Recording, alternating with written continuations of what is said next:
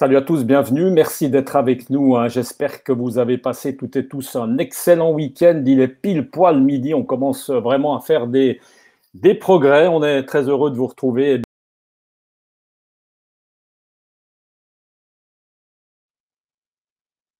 Placé cette fois-ci, voilà, on a eu un petit souci d'image. J'espère que tout est en ordre, hein. C'est la technique. On vous le rappelle, eh bien, en direct. On va parler de deux entreprises. C'est notre rubrique de la Fondation d'aide aux entreprises, la FAE, qu'on remercie du reste.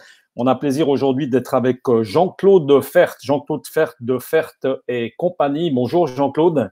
Bonjour. Merci beaucoup d'être avec nous aujourd'hui. Et puis, vous êtes accompagné de Vincent Canonica. Alors aujourd'hui, eh bien, c'est une émission où on va être en même temps dans les avions, on va être à l'aéroport. C'est un petit mélange du tout. Alors, on va rappeler peut-être, Jean-Claude Fert, eh bien, que votre maison a 145 ans d'expérience, hein. On va en parler peut-être évidemment dans un instant. Vous êtes beaucoup dans les voyages d'affaires, mais pas seulement.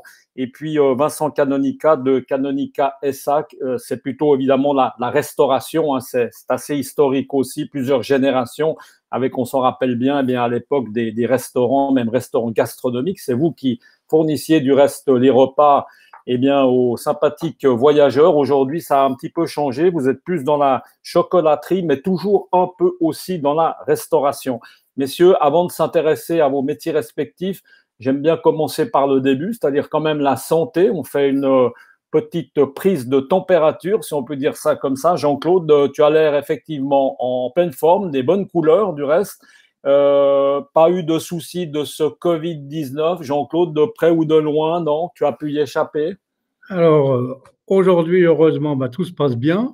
Tout se passe bien non seulement pour moi, mais aussi pour tous mes collaborateurs et mes proches. Bien sûr, c'est ce qui est important aussi. Vincent, aussi, l'air en pleine forme, c'est le cas? Bonjour, c'est le cas pour ma famille, mes proches, mes enfants et également quasiment l'ensemble de mes collaborateurs. Donc ça, c'est important. On va refaire, Jean-Claude, on va rentrer dans le vif du sujet. J'ai dit 145 ans, on va pas refaire toute l'histoire depuis le début parce que ça prendrait beaucoup de temps. Mais aujourd'hui, faire tes compagnies, ça veut dire quoi? Ça veut dire des voyages, mais pas seulement, hein. Alors, nous sommes actifs dans le domaine du voyage. Et dans le domaine du voyage, nous avons plusieurs cordes à notre arc, à savoir les voyages d'affaires, les voyages d'agrément, le tour operating, le voyage incoming, c'est-à-dire la réception de touristes étrangers venant en Suisse. Et à côté de ça, nous avons une branche totalement différente qui est, elle, les transports internationaux. Et nous sommes surtout spécialisés dans les transports de liquides alimentaires, vin, alcool, etc. Alors, le vin, Jean-Claude, parce que c'est vrai que c'est important de le rappeler, c'est amusant au niveau historique. Ça a commencé par du vin, hein. Alors, notre fondateur en 1871 a créé l'entreprise et c'était justement uniquement du vin. Le domaine des voyages est venu se greffer en 1921. Vincent, on va parler aussi de cette branche Canonica, parce que je l'ai dit tout à l'heure, c'est vrai que moi je me rappelle en tout cas bien, hein, évidemment. Entre-temps, ça a changé. D'abord, qu'est-ce qui a fait que ça a changé? Vous, aujourd'hui, on va dire, vous êtes plus chocolat, mais quand même restauration. Ce virage comme ça, il a été pris à quel moment, Vincent? Oh, je dirais pas vraiment qu'on est plus chocolat que restauration. C'est une activité supplémentaire de service, je dirais, aux passagers. Notre cœur de métier reste des services dans les aéroports, que ce soit au niveau des points de restauration, également, comme vous l'avez dit, chocolat, et également quelques activités accessoires comme le service de blanchisserie pour les compagnies aériennes et activités hôtelières de loin ou de proche sur des zones, des plateformes aéroportuaires. Ce chocolat, Vincent, donc il est distribué. À noter que vous êtes présent, parce que c'est important, pas seulement à Genève, parce qu'à Genève, il y a évidemment le chalet suisse, hein, c'est ça, vous m'arrêtez, mais je crois que ça fait partie. Vous avez combien de points de vente ici à Genève? Sur Beaucoup, l'aéroport de Genève, nous avons 12 points de restauration. quand même. Et aujourd'hui, par exemple, combien sont ouverts? Parce qu'on sait que ça fonctionne un peu au ralenti. Alors, nous avons réouvert tout récemment le Suisse Chalet pour, je dirais surtout, satisfaire les quelques employés qui sont sur la plateforme en attendant une reprise et une réouverture des frontières et une reprise de l'activité. Parce qu'aujourd'hui, concrètement, hein, vous en parliez tout à l'heure comme ça avec Jean-Claude hors antenne, mais c'est intéressant parce que vous vivez dans l'aéroport, ce qui n'est pas forcément le cas de Jean-Claude qui lui est pas présent physiquement. Vous, aujourd'hui, au niveau passager, passage, avion, il se passe quoi très justement à l'aéroport? Il y a du mouvement? Alors, il n'y a pratiquement pas de mouvement. Il y a à peu près 200 passagers au départ et 200 passagers à l'arrivée. Donc, ce qui est quasiment un trafic inexistant. Aujourd'hui, on voit qu'il y a à peu près 4 vols par jour en moyenne. Donc ça fait effectivement pas beaucoup de clientèle, mais vous êtes présent aussi dans d'autres aéroports, Vincent. Alors, est-ce qu'on peut dire que c'est pas beaucoup plus brillant ailleurs ou il y en a un qui est pire que c'est tout à l'arrêt, tout est à l'arrêt, hein? Alors, je dirais que quasiment tout est à l'arrêt, que ce soit à Dubaï, aux Émirats Arabes Unis ou aux États-Unis, à Newark ou à San Francisco où nous sommes également présents. Tout est à l'arrêt. Nous venons la semaine passée de réouvrir à Newark où il y a 5 vols par jour dans le satellite où nous sommes présents. Donc, c'est pas tellement mieux. Jean-Claude, dans ton activité hein, de voyage, alors évidemment vacances, voyage business, tout ça, tout s'est arrêté quand à mi-mars, hein? Alors, il est clair que dès le moment où les compagnies ont cessé de voler et que les pays ont décidé de confinement, tout s'est arrêté. Notre principal souci au départ, c'était de rapatrier nos clients qui se trouvaient à l'étranger pour leur permettre de revenir en Suisse. Et ça a été un travail de longue haleine et difficile certaines fois en fonction des pays où ils se trouvaient pour pouvoir revenir en Suisse. Mais nous avons réussi à rapatrier tout le monde, pas forcément dans les conditions les meilleures, mais nous avons réussi à rapatrier tout le monde. Jean-Claude, qu'on se rende compte, ton entreprise, FERT, c'est combien d'employés? Au total, on est environ 80. Et ces 80 aujourd'hui, qu'est-ce qu'ils font? Il y a évidemment du télétravail, du DRHT. Comment est-ce que ça se présente? Alors, au niveau voyage, on est en RHT, on est en RHT à 90%, et les personnes sont en télétravail, c'est-à-dire qu'ils viennent une fois de temps en temps au bureau pour prendre des documents, etc., mais autrement, tout est en télétravail. Vincent, bon, pardon. Non, continue, Jean-Claude, j'en prie. Au niveau transport, alors là, l'activité est un peu plus importante, elle n'est pas démentielle, car il est évident que comme nous avons nos bureaux de douane pour l'importation des marchandises, les bureaux de douane sont ouverts. Jean-Claude, voilà, il y avait aussi de la douane hein, pour les chevaux. Ça, c'est aussi une spécialité. Ça continue. Bah, pas maintenant, forcément, mais ça fait partie un peu du panel hein, de tout ce que vous avez. Tout à fait. Donc, nous sommes spécialisés dans l'importation de chevaux avec toutes les formalités douanières qui sont ô combien complexes. Et il est clair qu'un cheval en douane, ben, on ne peut pas le faire patienter. Il faut le passer le plus rapidement possible. Ouais, ou autrement, il faut peut-être un petit sac de carottes et de foin si on veut le faire patienter plus longtemps, mais ça complique tout de suite un peu la chose. Vincent, qu'on se rende compte, vous, votre entreprise, quand on parle de l'entreprise Canonica SA, tout confondu, comme ça, avec des gens à l'étranger, ça représente combien de personnes? Je dirais que en Suisse, on est à peu près 250 et à peu près 100 à l'étranger. Et donc, comme on le disait tout à l'heure, pratiquement toutes les activités opérationnelles sont à l'arrêt. On a eu la chance de faire fonctionner un tout petit peu le laboratoire chocolat, en tout cas surtout d'écouler les stocks avec certaines fondations qui ont commandé du chocolat pendant Pâques et pour offrir au personnel soignant.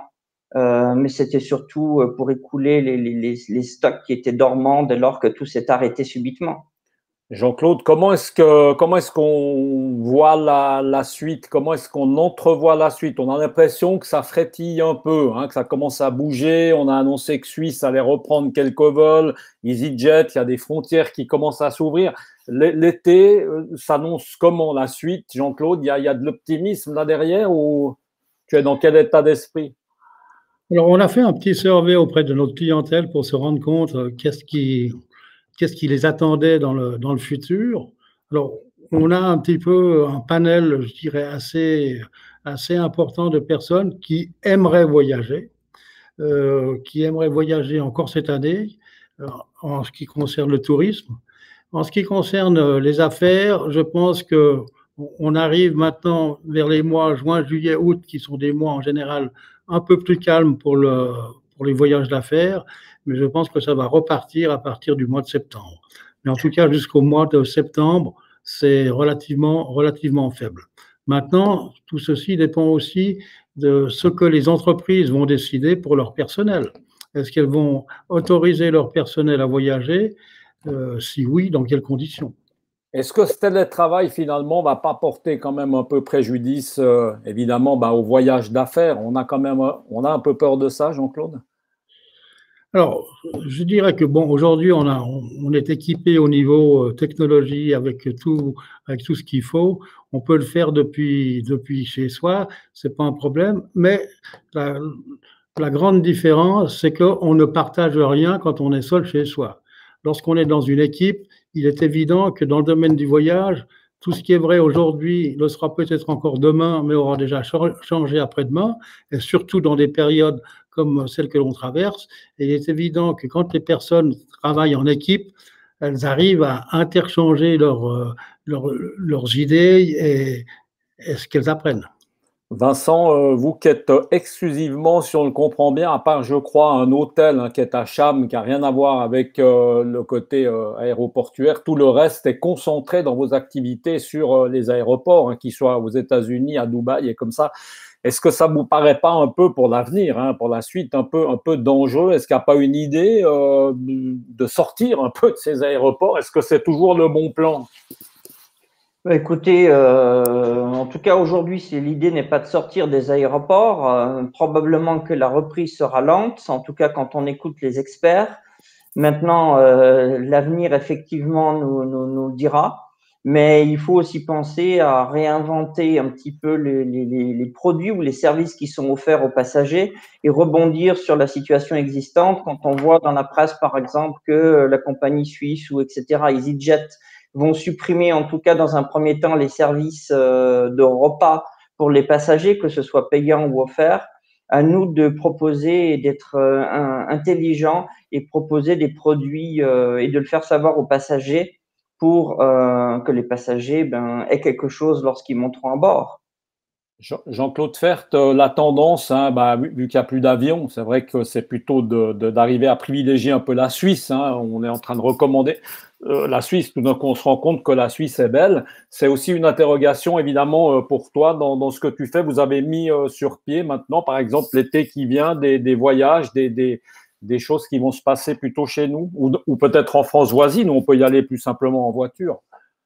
Alors aujourd'hui, nous avons lancé tout un programme qu'on appelle Destination Suisse sur nos sites internet, justement donnant la possibilité à nos compatriotes de découvrir notre pays, car souvent nos compatriotes connaissent beaucoup de choses à l'étranger, mais connaissent pas forcément très bien leur propre pays.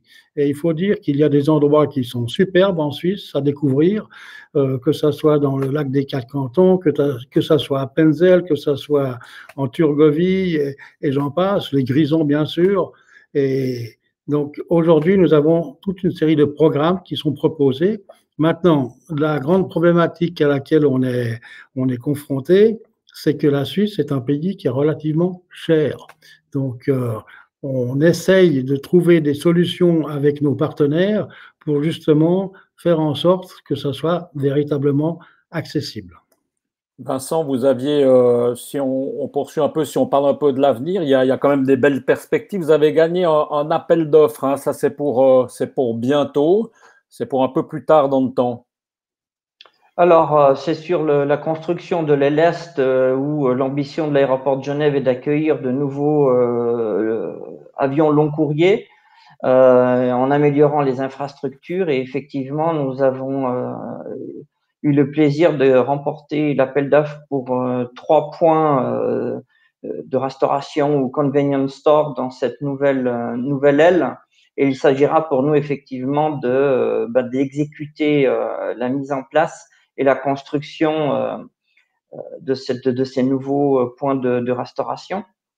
La suite pour vous, Vincent, ça peut aussi être, parce qu'on le sent très bien, vous êtes dans les aéroports. Est-ce qu'il y a moyen, pour l'instant, ben, vous êtes présent dans 4-5, hein, plus ou moins, en gros. Est-ce qu'il y a moyen, l'idée aussi d'évolution, c'est d'arriver à grignoter un peu petit à petit, et puis demain, d'être présent dans 20 aéroports plutôt que 5 aujourd'hui. Ça fait partie d'une suite, ça fait partie de quelque chose que vous envisagez? Alors, petit à petit, oui. D'ailleurs, on était présent qu'en Suisse et donc on a commencé à attaquer au niveau. Déjà, on était qu'en Suisse romande, on a attaqué, on va dire, l'aéroport de Bâle. On aimerait bien être présent à l'aéroport de Zurich et puis on a attaqué l'international avec Dubaï et puis maintenant les États-Unis. Donc, petit à petit, évidemment, l'objectif est de grandir, mais en poursuivant euh, notre agrandissement avec à la hauteur de nos moyens également. Donc petit à petit, donc notre agrandissement sera évidemment ralenti. Il faut d'abord consolider nos bases avec ce qui se passe avant de pouvoir effectivement penser à s'agrandir. Jean-Claude, on parle beaucoup hein, aujourd'hui, très à la mode du monde de demain. Le monde de demain dans le voyage, il va passer, Jean-Claude, par quoi? Parce qu'il y en a qui disent que le low cost, c'est mort. Il y en a qui disent qu'il faudra passer par des prix qui vont être évidemment assez exorbitants parce qu'on va devoir justement avoir moins de place. Donc, ça veut dire augmenter le prix des billets. Est-ce que toi, tu crois que, en fait, le voyage peut redevenir ce qu'il était avant? Tu y crois? Bon, je crois qu'il faut, si on fait un petit peu d'histoire, et si on se souvient de la première crise du Golfe, où il y a eu aussi un stop complet de toute l'aviation. À cette époque-là, la plupart des entreprises s'étaient équipées en visioconférence en disant, bon, on n'a plus besoin de voyager, on fait tout ça par visioconférence, etc. Au bout de quelques mois, 5-6 mois plus tard, les visioconférences étaient au fond d'un placard et les gens ont commencé à revoyager car il est évident qu'on est quand même des êtres humains et le fait de se voir, le fait de discuter, le fait permet d'avoir beaucoup de meilleurs contacts que par un écran interposé. Aujourd'hui, si on parle d'une visioconférence à 3-4 personnes, ça fonctionne. Si on parle d'une visioconférence où il y a 15 participants, je m'excuse du terme, c'est le foutoir. Voilà, c'est vrai que ça remplacera jamais le contact humain, on est bien d'accord. Vincent, la suite, le monde de demain, idéal pour vous? Le monde idéal, évidemment, c'est que l'activité, le nombre de passagers réatteigne ceux qu'on a connus le plus rapidement possible. Et ce dont je reste convaincu, c'est comme vous l'avez dit, c'est que l'être humain a besoin de contact et je suis convaincu que rien ne remplacera le face-to-face et que au contraire, ce confinement a donné, en tout cas pour beaucoup, le besoin et l'envie de se rapprocher. Et il y aura peut-être d'abord un rapprochement, je veux dire, dans notre propre pays, mais ça a au contraire éveillé le besoin davantage de se rapprocher les uns des autres et ce qui veut dire que tôt ou tard, les voyages reprendront. Alors, on a bien compris, hein, il y a des gens au RHT, il y a eu forcément un très gros manque à gagner, hein, plus rien qui est rentré dans la caisse pratiquement depuis des mois maintenant avec du personnel. Jean-Claude Fert avec 80 personnes là derrière, ce qui vous a valu est évidemment, beaucoup sont dans le même cas, hein, c'est important de le préciser, des centaines d'entreprises ont dû faire appel à la Fondation d'aide aux entreprises. Jean-Claude, ça a été ton cas. Peut-être nous raconter un peu la démarche qu'il a fallu faire. Tout a été fait rapidement, ça n'a pas été trop compliqué et ça a été une obligation, Jean-Claude, pour sauver cette entreprise qui a aujourd'hui 145 ans. Non, alors bon, je dirais que la FAE a fait un travail exemplaire, a été très rapide dans sa prise de décision et nous a donné un coup de main qui est bien sûr le bienvenu. Aujourd'hui, il est évident que pour nous, la grande question, c'est de savoir comment ça va repartir et quand ça va repartir. Notre but premier, c'est bien sûr de privilégier l'emploi de notre personnel, car nous avons des spécialistes dans un nombre de domaines et que il est clair que ces spécialistes, on ne les trouve pas sous le sabot d'un cheval quand on va les rechercher. Donc nous, notre but, c'est garantir l'emploi et grâce à la FAE, nous pouvons en tout cas nous permettre de le faire pendant un certain temps. Ça donne un peu d'oxygène. Même chose, hein, sans trahir des grands secrets, Vincent, pour vous. Vous, il y a même, je crois, eu en plus, hein, peut-être que Jean-Claude aussi, mais vous avez eu en plus dû avoir eh bien, accès auprès de la Confédération, en plus de la FAE. Ça a été aussi une obligation pour arriver à sauver cette entreprise. C'est exact. Donc sur le court terme, je dirais c'est effectivement plus le long terme qui peut être, on va dire, préoccupant parce que quel sera le degré de la reprise et effectivement que l'objectif est de protéger au maximum, étant une entreprise qui se veut familiale, de protéger les emplois, c'est une priorité. Maintenant, ça dépendra vraiment de la rapidité de la reprise. Jean-Claude Fert, cette situation, évidemment, elle est unique, hein. Il n'y a jamais eu, elle est incomparable avec tout ce que tu as traversé, toi, depuis le début. Depuis combien de temps, en fait, tu diriges cette entreprise, Jean-Claude? Je suis à la tête de l'entreprise depuis 1974, donc ça fait déjà un certain temps. Et il n'y a jamais eu rien de comparable, hein. C'est unique. On a eu quelques crises, on a eu quelques problèmes, mais j'entends jamais à ce niveau-là. L'affaire Suissair, tout ça, enfin, ça reste anecdotique par rapport à ce qui se passe maintenant. Tout à fait. Et puis j'entends même la crise de 2008, etc. Il y a eu des rebondissements et des chutes de chiffre d'affaires, etc. Mais j'entends arriver à aujourd'hui, nous sommes à 0 de chiffre d'affaires en voyage.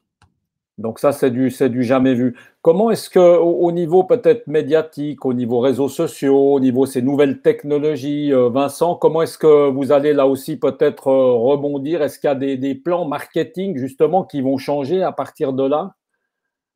Mais écoutez, évidemment que de susciter l'envie du voyage, de rassurer la clientèle, ça, ce sont des éléments indispensables pour redonner confiance à la clientèle, étant donné que, évidemment, la priorité, c'est de protéger tous les consommateurs contre cette épidémie qui est un fléau mondial. Et puis, voilà, de redonner confiance, c'est une priorité.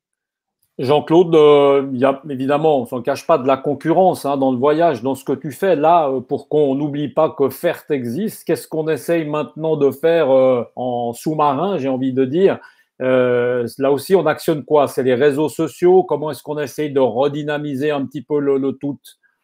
Alors bon, ce qu'il faut savoir, c'est que nous sommes déjà en train de préparer tout un nombre de programmes au niveau tourisme depuis l'automne jusqu'au printemps de l'année prochaine.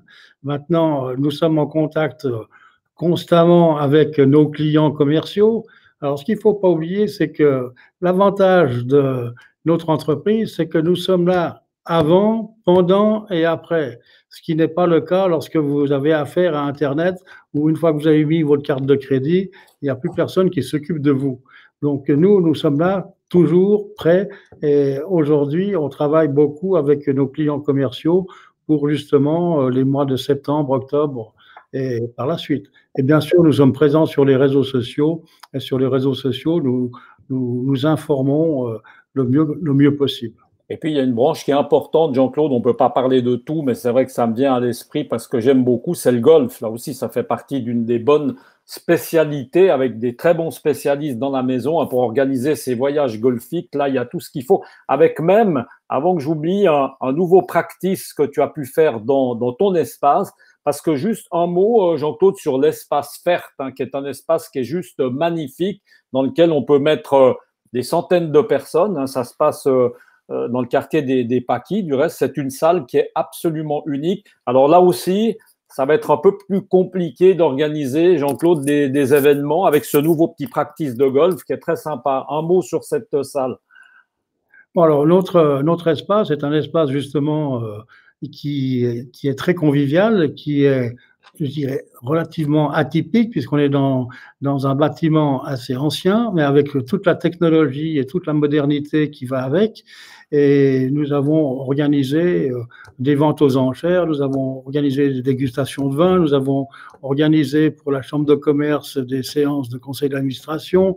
Nous avons une gamme relativement importante d'événements. Maintenant, il est clair que j'entends aujourd'hui, ce qu'il faut savoir, c'est à partir de quand on pourra se rencontrer à plus que 5 personnes. J'entends. C'est un énorme espace. On peut être facilement 300-400. Hein. C'est immense. Hein. C'est un espace à découvrir.